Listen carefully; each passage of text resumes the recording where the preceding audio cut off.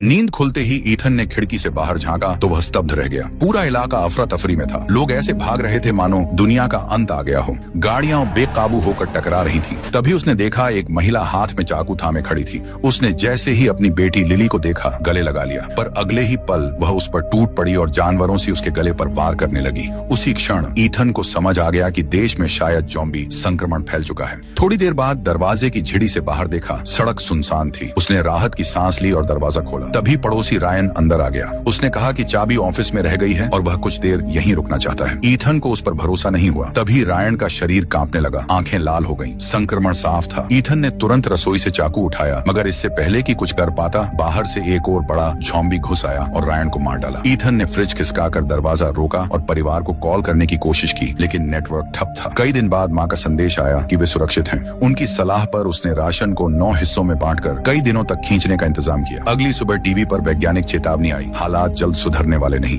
उसने social media पर मदद मांगने की सोची, पर नेटवर्क अटका रहा। ड्रोन से इलाके का वीडियो लेने की कोशिश भी बैटरी खत्म होने पर अधूरी रह गई। रात में कार का हॉर्न सुनकर उसकी नींद टूटी। नीचे एक महिला पुलिस अधिकारी ज़ॉम्बियों से जूझ रही थी, मगर गोलियों की आवाज से और भी ज़ॉम्बी आ गए। एक ज़ॉम्बी उसकी आवाज सुनकर दरवाजे तक पहुंचा और फ्रिज धकेलने लगा। मजबूर होकर ईथन बालकनी से कूदकर बच निकला और लौटकर दरवाजा बाल्टी तौलिए से मजबूत किया। उसने तय कर लिया, अब किसी की मदद नहीं करेगा, बस बचाव का इंतजार करेगा। भूख से तड़पते हुए उसने आखिरी अच्छा भोजन किया, मगर पानी की आखिरी बोतल भी खत्म हो गई। इलाके की सप्लाई बंद थी। मानसिक दबाव इतना बढ़ा कि उसे माँ का भ्रम होने लगा। तभी अचानक फोन में सिग्नल आया। माँ की आवाज सुनाई दी, लेकिन अगले ही पल चीखें गूंज उठी। गुस्से और दर्द में उसने निश्चय किया, अब बाहर निकलकर लड़ेगा।